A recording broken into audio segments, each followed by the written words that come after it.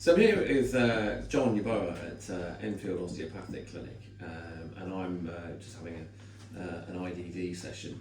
It's going to be interesting to hear a little bit from John about your experiences with IDD and kind of how you came into it. John, what was the circumstance that led you into the world of IDD? So in 2014, December 2014, I helped a friend move one of these Hoover washing machines. Yeah. It was with the concrete underneath. And although I used the belt, I used my knees and hips to bend to help the friend. My back went. Right. So January 2015, it got worse and worse and worse. My colleagues started to treat me around February, March 2015, and it still got worse and worse to the point where the pain, my lower back pain, was radiating into my big toe on the right. And so I got my friend to refer me for an MRI scan, got the MRI scan and realized I had about 5 things wrong with me. Right. So I had a facet degeneration, I had a facet joint cyst measuring 10 millimeters, I had a sort of moderate canal stenosis as a result of that, and I had a bulging disc as well. Okay. I realized that it was getting more serious, and I started to feel I started to limp basically. And then I remembered a friend of mine, Sally Lansdale, mentioning IDD. So I contacted her, and she gave me the details. And that is when I contacted Stephen Small. So then I acquired the IDD, and in fact, even before I I came to the IDD issue, I started to sell the practice because I couldn't actually get out of bed. For a whole 3 days, I couldn't get out of bed. So had you been practicing, had you been working, up till, you're saying about those 3 days, were you working intermittently, or how was work? Yeah, good you asked that, because I had to buy a saddle stool. Yeah. Because I couldn't stand up to treat patients. I was actually sitting, massaging patients. And the only thing that gave me relief between patients is I have this thing at the back there. It's an inversion table. Okay, yeah. So I had the inversion table, but there's a story about the inversion table because it made my back more uncomfortable. Right. So that was what was giving me some relief. Yeah. So between patients, so I was still I carried on seeing patients, but with reduced hours. I mean, you've got to make a living, haven't you? You've got bills to pay. Yeah, and the bills were continuing, which is what led me to start thinking maybe you have to get rid of everything, so at least you wouldn't have the bills running. So were you thinking about, have you gone as far as what will I do instead of what I'm doing? So you're an osteopath. Yeah. Sell the practice. What would you have thought about doing then? At that point, I was thinking all sorts of things.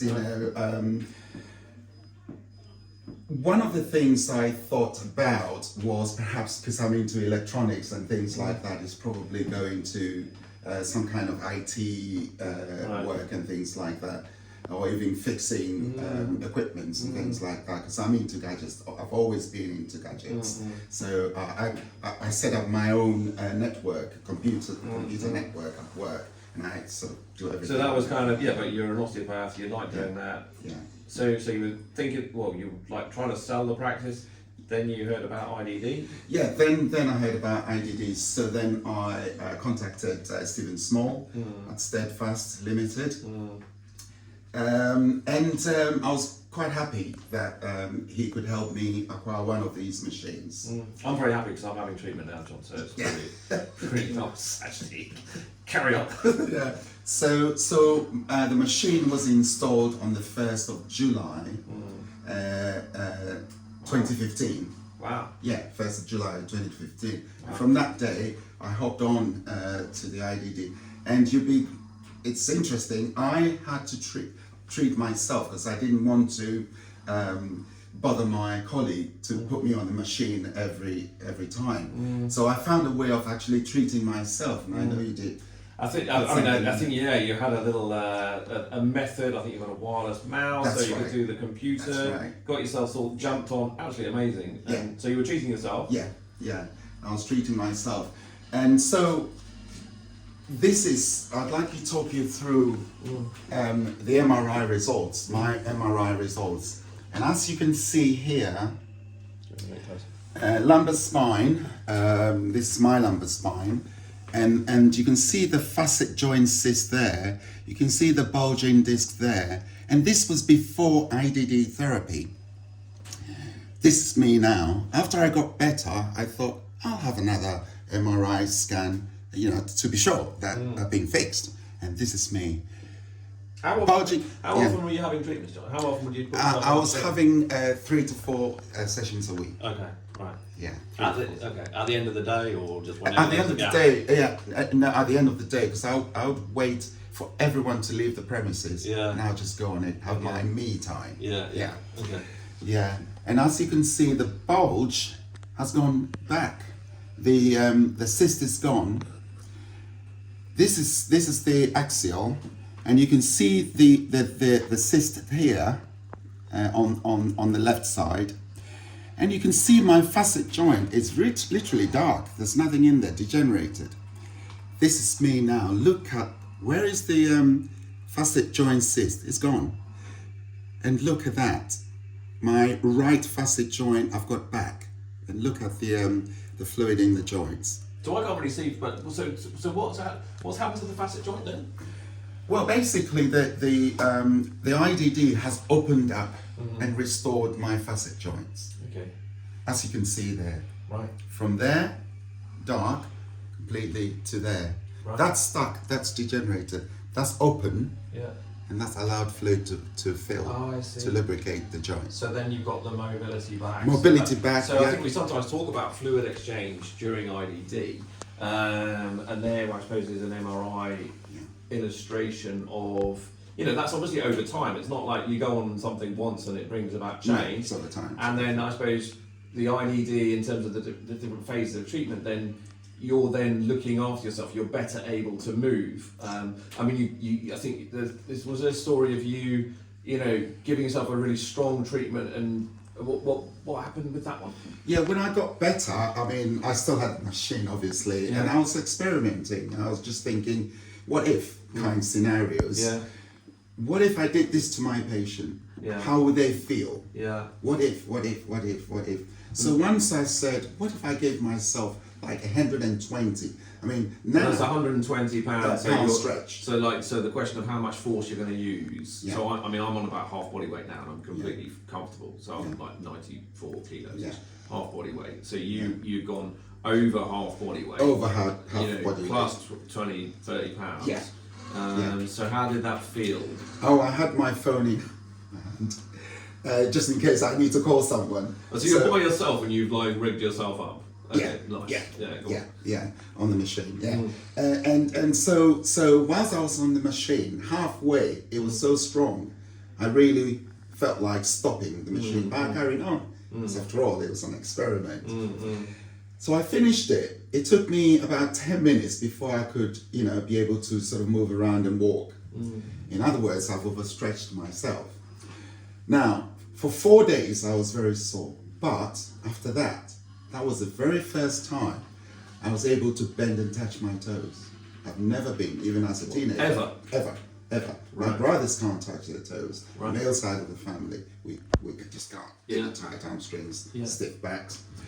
But now I can bend and touch my toes. So, although it overstretched me, it was for the better.